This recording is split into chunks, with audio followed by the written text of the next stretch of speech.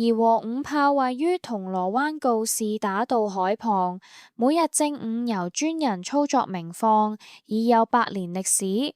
此外，每年除夕最後1分鐘會放子夜鳴炮。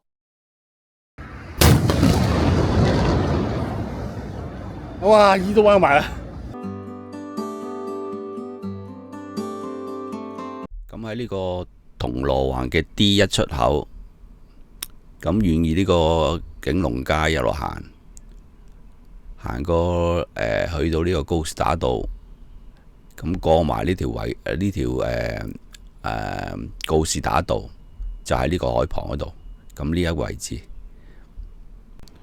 或者你睇翻我之前有介紹去呢個世外桃源個視頻。